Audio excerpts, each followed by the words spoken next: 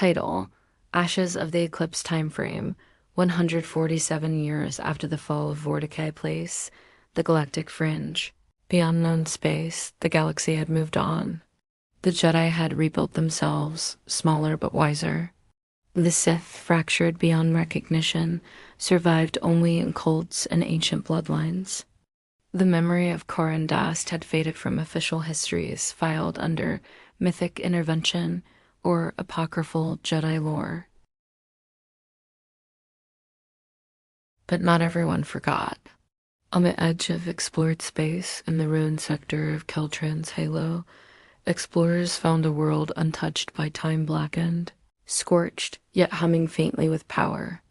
At its center, a crater filled with crystal spires glowing purple at their cores.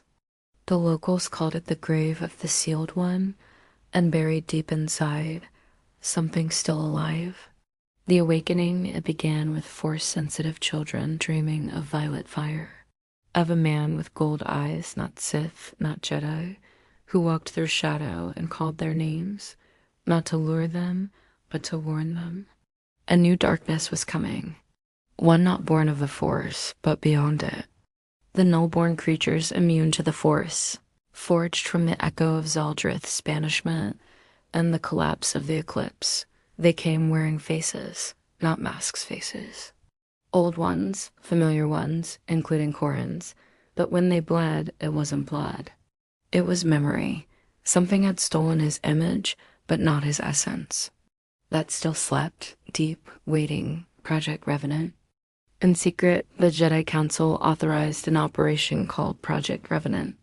Its goal: to travel to the grave of the Sealed One and determine the truth. Among the team was a hybrid child, half-human, half-Dathomiri named Velsura. She carried no lightsaber. She wielded no titles. But she could hear Korin's voice in the wind. And in the spires of crystal, she found it. Not a corpse, not a clone, but a shard of consciousness.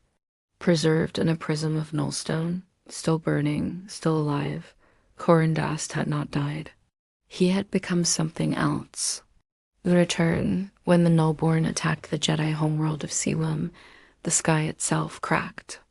Lightsabers failed, the Force screamed, and then silence. And in that silence came a voice. I told you I'm still watching. Across the galaxy, every Force-sensitive being felt it, not words, not power, but a presence, familiar, steady, wounded, but rising. Vel stood at the center of Selim, holding the prism, and from within it, the light took shape, a silhouette of robes, blade, and flame.